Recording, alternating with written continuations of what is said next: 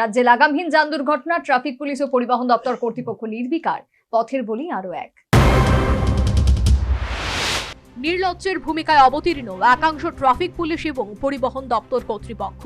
রাজ্যে বর্তমানে লাগামহীন সড়ক দুর্ঘটনা।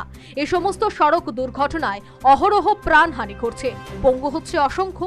বিভিন্ন সংবাদ মাধ্যমে প্রতিদিন ফলাও করে এ সমস্ত যান দুর্ঘটনা, প্রাণহানি ও সাধারণের দুর্দশার খবর প্রকাশিত হচ্ছে, কিন্তু একাংশ ট্রাফিক পুলিশ এবং পরিবহন দপ্তর কর্তৃপক্ষ নির্বিকার।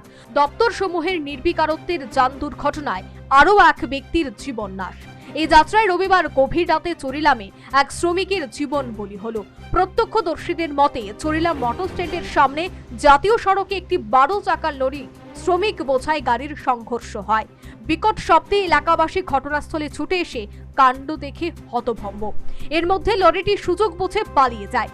এই পরিস্থিতিতে খবর পেয়ে বিশ্রামগঞ্জ থেকে দমকল কর্মীরা এসে দুর্ঘটনাগ্রস্তদের তড়িঘড়ি বিশালগড় মহকুমা হাসপাতালে নিয়ে যায়।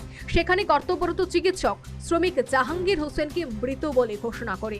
এই যান দুর্ঘটনায় একজনের মৃত্যুর পাশাপাশি 7 জন শ্রমিক আহত হয়েছে বলে জানালেন সংশ্লিষ্ট দমকল কর্মী।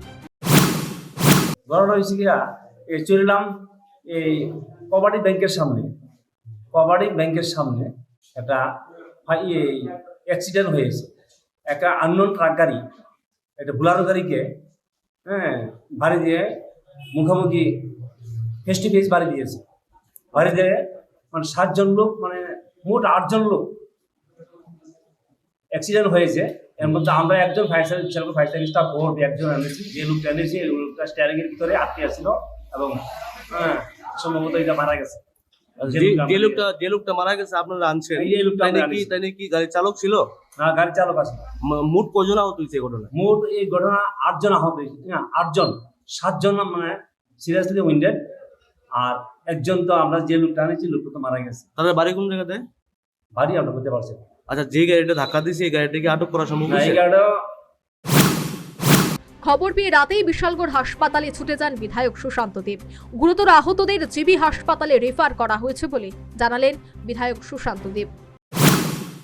প্রাথমিক চিকিৎসার পরে ডাক্তারবাবুরা এই সমস্ত রোগীকে জিবি হাসপাতালে রেফার করেছে এবং দেখছি কি হচ্ছে। রোগী পরিজনদের বাড়িতেও খবর দেওয়া হয়েছে। দুর্ঘটনাটা কিভাবে ঘটেছে? এটা যতটুকু শুনেছি, একটা বোলেরো গাড়ির সঙ্গে একটা জেসিবি গাড়ির মুখোমুখি সংঘর্ষ হয়েছে। তারা কোথেকে আসছিল, কোনো খবর তারা পেয়েছেন? নিশ্চয়ই কোনো একটা মানে কর্মব্যস্ত থেকে হয়তো বা কোনো কলের বা কিছু কাজ করে সবাই মানে কোনো না কোনো নিজের পেশাতে জড়িত ছিল। দুর্ভাগ্যবশত এই দুর্ঘটনার কারণে রাতে সংশ্লিষ্ট সড়কে যানজট তৈরি হয়ে গেলে পুলিশ এসে পরিস্থিতি স্বাভাবিক করে। এদিকে পুলিশ চরিলাম থেকে এই দুর্ঘটনায় সম্পৃক্ত সন্দেহভাজন লরিকে আটক করেছে বলে সর্বশেষ প্রাপ্ত সংবাদে প্রকাশ। Bureau report, news vanguard.